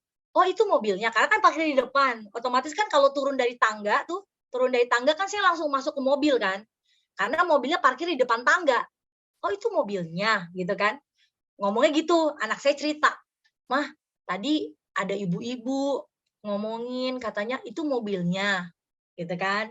Terus udah itu, kalau saya yang dulu ya Bu ya, mohon maaf. Kalau saya yang dulu, setiap kali saya khotbah, itu minimal saya menunda, misalnya kan saya kan renta mobil, saya punya mobil Alphard, jadi saya akan bilang Alphardnya jangan disewain ya, karena saya besok sama suami mau khotbah, jadi kami khotbah itu pakai Alphard supaya kelihatan seperti blessing family, supaya seperti diberkati gitu, karena orang-orang secara umum itu melihat dari apa yang kelihatan, mobilnya, rumahnya, pakaiannya, perhiasannya, seperti itu. Itulah yang dilihat orang dunia pada umumnya.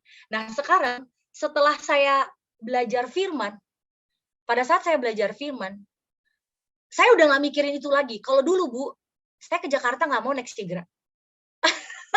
Saya nggak mau naik Sigra. Kenapa? Karena saya berpikir gini, oh itu kota metropolitan, itu kota ibu kota. Jadi pada saat kalau misalnya saya naik mobil Sigra, pasti ada anggapan bahwa itu ternyata pendetanya cuma segitu doang. Nah, seperti itu. Nah, makanya saya mengubah mindset hidup saya mengubah pola pikir saya. Makanya pada saat ini saya langsung gini, nggak masalah. Saya mau pakai baju 20.000 kek, saya mau pakai misalnya celana yang harga 30.000, that's fine. Itu bukan menentukan kualitas hidup saya. Yang menentukan kualitas hidup saya adalah karakter saya, adalah bagaimana kehidupan saya sehari-hari. Jadi yang mau saya omongkan di sini adalah ibu-ibu, apapun keadaanmu, engkau mungkin rekeningmu tidak banyak, engkau mungkin rekeningmu tidak seperti tetanggamu, temanmu, atau saudaramu. Tapi ingat satu hal, pada saat engkau memilih untuk ikut Kristus, itu tidak akan membuat engkau minder, itu tidak akan membuat engkau jadi kayak merasa kecil, engkau tidak akan merasa, aku kan tidak punya apa-apa. Ibu-ibu tahu nggak? Miskin di mata Tuhan itu bukan miskin harta. Miskin di mata Tuhan itu adalah orang yang tidak melakukan firman Tuhan, itu adalah orang yang miskin di mata Tuhan. Jadi mari kita renungkan hidup kita, saya ini orang yang miskin di mata Tuhan, atau saya orang yang kaya di mata Tuhan. Orang yang kaya di mata Tuhan itu bukan materi ya ibu-ibu ya. Jadi ibu-ibu jangan begitu melihat misalnya begitu ibu-ibu melihat, jadi ibu jangan melihat, wah kalau misalnya orang kalau misalnya ibu lihat misalnya dia kaya, terus tiba-tiba ibu merasa, oh dia diberkati Tuhan, enggak ya. Kalau buat saya, pengertian kaya dan miskin secara alkitabiah itu bukan hal-hal dunia. Secara alkitabiah itu adalah bicara iman. Karena firman Tuhan katakan imanmulah yang mengalahkan dunia. Yuk kita baca. 1 Yohanes 5 ayat 4. Ayo Bu, kita baca. Biar ibu-ibu yang ada di sini, pada saat mungkin kalian ibu-ibu merasa terpuruk, usahanya rugi, lagi sepi, tetap semangat. Kenapa? Karena firman Tuhan katakan 1 Yohanes 5 ayat 4. Sebab semua yang lahir dari Allah mengalahkan dunia. Nah, coba kita pelan-pelan renungkan. Kita tanya sama diri kita, apakah saya lahir dari Allah? Apakah saya sudah mengalahkan dunia? Atau dunia yang mengalahkan saya? Mari kita tanya kepada diri kita, apakah saya lahir dari Allah, saya mengalahkan dunia, atau saya yang kalah oleh dunia? Dan inilah kemenangan yang mengalahkan dunia, iman kita. Iman kita ibu-ibu. Jadi pada saat ibu-ibu lagi mengalami masalah, saya nggak tahu apa masalah ibu-ibu yang ada di Zoom ini. Saya tidak tahu apa yang menjadi pergumulanmu. Mungkin di depan orang engkau tertawa tapi hatimu menangis. Mungkin di depan orang engkau tidak bisa terbuka, ya. Mungkin di depan orang engkau tidak bisa be yourself, menjadi dirimu sendiri. Tapi ingat, firman Tuhan katakan, mari datang kepadaku. Datanglah kepada Yesus. Karena firman Tuhan sudah memberikan ajakan. Firman Tuhan katakan, marilah datang kepadaku yang berbeban berat, letih, lemah, lesu, datang kepada Yesus, karena Dia akan memberikan kelegaan. Jadi kalau ibu-ibu sekarang merasa sesak napas, ya ibu-ibu merasa kayak kok hidup ini hampa, hidup ini kok kayaknya tertekan, under pressure, kok hidup ini kayaknya ya udahlah gini-gini aja deh, gue udah begini ya udahlah. Nah, seperti itu, datang kepada Yesus. Maka kalau ibu-ibu datang kepada Yesus, maka ibu-ibu tahu bagaimana harus hidup. Ibu-ibu tahu bagaimana harus menghadapi masalah. Ibu-ibu tahu bagaimana harus menghadapi setiap problem di dalam kehidupan ibu-ibu. Contoh, kenapa saya salah satu usaha saya ada toko online. Nah, di dalam toko online itu, saya sebagai pengikut Kristus, walaupun di dalamnya berbagai macam suku, budaya, dan agama, saya menerapkan di situ adalah rules-nya Alkitab. Kalau di toko online, salah satunya ibu-ibu ya, ini contohnya. Kalau di toko online lain, retur barang tidak boleh. Kalau dia beli barang, barangnya kekecilan atau kebesaran, atau dia nggak suka warnanya, itu tidak boleh retur. Kalau di saya boleh retur. Dan itu semua ibu-ibu, bunda-bunda yang beli di saya, yang agamanya Muslim, mereka bilang apa? Enak ya di toko ini, beda banget sama toko lain. Karena kalau di toko lain, ownernya galak, ownernya saklek, ownernya begini, begitu. Nah, kenapa kita bisa melakukan seperti itu? Kalau dibikin, Bu, Ibu nggak rugi kalau retur-retur gitu, ya rugi lah. Kalau mau dibilang retur-retur kan di sini banyak pedagang nih. Istilah retur itu pasti rugi. Ya kan? Tapi buat saya, kalau saya melakukan segala sesuatunya untuk Tuhan, berarti kalau saya melayani customer saya harus melakukannya seperti untuk Tuhan, bukan untuk manusia. Kalau untuk manusia, saya akan hitung untung rugi. Tapi kalau untuk Tuhan, saya tidak akan untung rugi. Saya akan berikan kemudahan-kemudahan kepada customer saya. Sehingga customer itu, dia bisa merasakan perbedaan. Kok beda ya? Toko yang ini kok beda sama toko yang di sana. Dan yang kedua, saya boleh bayar nyicil. Tuh. Saya boleh bayar nyicil loh ibu-ibu. Walaupun belanjanya cuma 1.500.000, 300, dia boleh bayar nyicil. Misalnya contoh, Bu, aku cuma punya uang 200.000. Boleh nggak aku bayar nanti akhir bulan 100.000 dulu? Oh boleh, tapi barangnya tidak saya kirim ya. Jadi saya berikan kemudahan-kemudahan seperti itu. Nah makanya kenapa kalau misalnya dibilang pandemi ini banyak usaha-usaha yang dia misalnya mengalami suatu, misalnya customer-nya sepi atau bagaimana, sebenarnya bukan karena Tuhan tidak berbelas kasihan, bukan. Tapi semua karena respon kita, ibu-ibu. Bagaimana kita merespon? Gimana caranya ya? Pandemi ini orang semua pada susah. Gimana caranya supaya toko saya rame, tapi saya tidak menipu orang. Tapi saya tidak menghalalkan segala cara. Tapi saya pakai akal budi dari Tuhan, saya terapkan sistem-sistem yang tidak bikin saya merugi, tapi yang membuat orang lain nyaman. Karena kalau dikasih nyicil, kita nggak rugi loh ibu-ibu. Karena barang nggak dikirim. Kita kasih deadline. Jadi kalau misalnya dia belanja 500.000, dia DP misalnya 250, gajian tanggal 25, dia bayar 250.000, kita nggak rugi, orang barang nggak dikirim kok.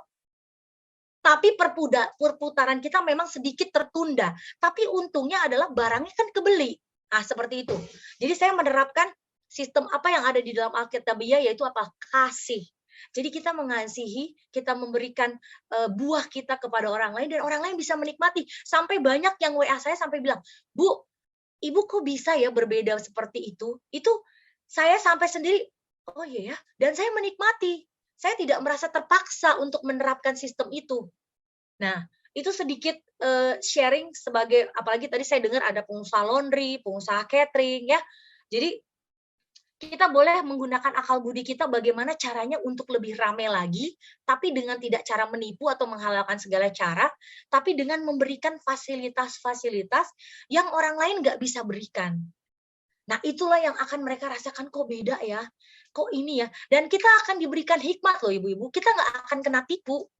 Jadi kita tidak akan kena tipu gitu loh. Karena kita hidup berdasarkan Alkitab. Alkitab memberikan kita hikmat untuk membedakan. Jadi kalau misalnya ada pengusaha, aduh saya kena tipu, berarti kurang berhikmat, kurang merenungkan firman. Karena kalau misalnya kita merenungkan firman, kita tidak akan kena tipu. Karena kita akan gunakan akal budi kita, kita renungkan firman Tuhan, kita gunakan akal budi kita terapkan. Nah, seperti itu. Jadi kita tidak mungkin kena tipu. Karena saya belum pernah kena tipu. Selama ini ya, kalau kemarin sebelum saya hidup di dalam Tuhan, sebelum saya memilih untuk hidup sebagai pengikut Kristus, makanannya saya ya kena tipu orang, kena tipu temen, ya. Nah, seperti itu. Nah, mari ibu-ibu yang dikasihi oleh Kristus, kita menjadi ibu-ibu yang percaya kepada Kristus, supaya anak-anak kita, menantu kita, mertua kita, suami kita, tetangga kita, pegawai kita khususnya, melihat ada Kristus di dalam diri kita. Karena seperti yang saya bilang tadi, kita boleh setiap minggu, tiap hari ke gereja, angkat tangan, nangis, terseduh-seduh. Itu ekspresi, ibu-ibu ya. Jadi pada saat kita menangis, angkat tangan, itu ekspresi. Tapi sebenarnya pada saat kita bilang, aku cinta Yesus, itulah keseharianmu. Kata-katamu, pola pikirmu, gaya hidupmu, cara berpikirmu, itulah keseharian kita. Sehingga orang lain akan bertanya, siapa sih dia? Kok beda ya? Kok berbeda dengan yang lain ya? Kok saya melihat suatu banyak hal-hal yang luar biasa yang orang lain tidak lakukan. Seperti Mahatma Gandhi katakan, I like your Christ. Aku suka Kristusmu, tapi aku tidak suka orang-orang Kristen. Kenapa Mahatma Gandhi berkata, aku tidak suka orang-orang yang beragama Kristen? Karena mereka cuman sekedar beragama Kristen saja. Cuman di mulut, ngomongin ayat paling cepat, ya kan? Kalau ngomongin ayat cepat, ayat Alkitab cepat hafalnya. Tapi begitu mengena ke diri kita nggak mau berubah. Kita nggak mau membiarkan firman itu untuk menggodok kita, untuk menegur kita. Pada saat Alkitab menegur kita, kita ada pembenaran diri. Pada saat Alkitab menegur kita ada pembelaan diri. Pada saat Alkitab menegur kita ada langsung bilang, suami saya dulu dong, Bu. Mertua saya dulu dong, Bu. Tetangga saya dulu dong, Bu. Nah, seperti itu. Nah, mari ibu-ibu, karena kita juga sebentar lagi akan beraktivitas, ini juga sudah malam. Saya ajak Bapak Ibu semuanya, bukan sekedar menjadi orang beragama Kristen, tapi percaya kepada Yesus Kristus.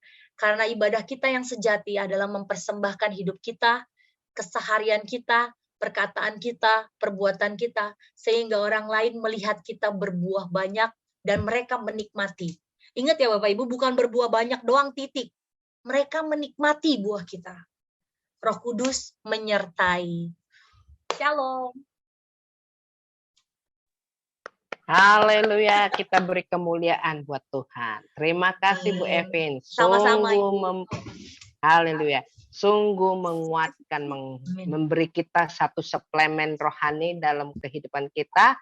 Terus kita bisa maju untuk menghadapi perkara-perkara ke depan di setiap aktivitas kita. Ya, ibu-ibu yang cantik, sepertinya mata sudah pada 5 watt ya. Tenang. Oke, kita lanjut saja. Bro Davis, Ya, dimanakah? Oke. Ada. Haleluya. Apakah ada pengumuman dulu, Bu Gem? Sepertinya tidak ada. Seperti biasa, aktivitas kita sebulan sekali aja. Nanti pertemuan berikutnya akan saya infokan melalui grup.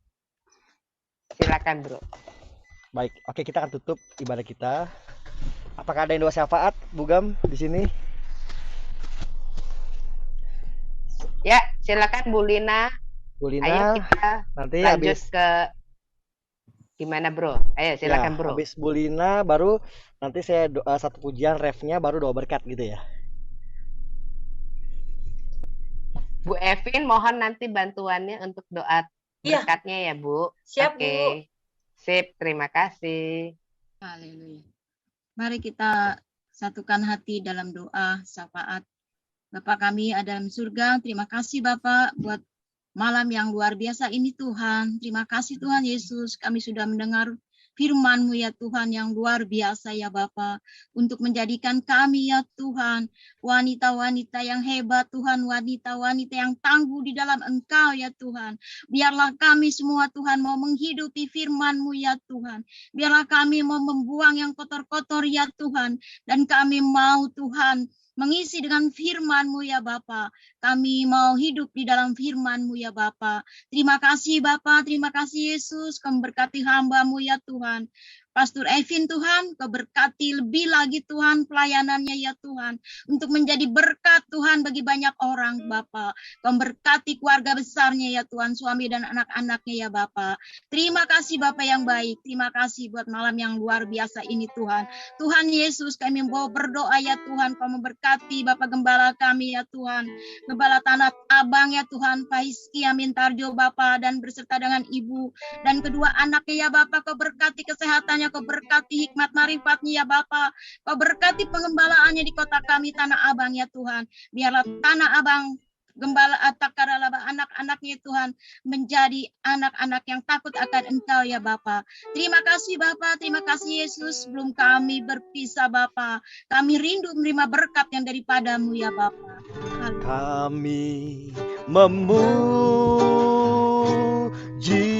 kebesaran-Mu, ajaib Tuhan, ajaib Tuhan, oh ajaib Tuhan.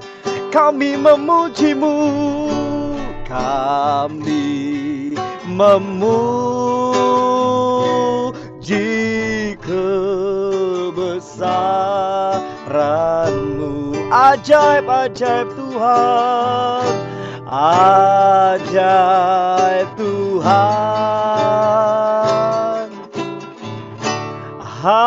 ajaib Tuhan.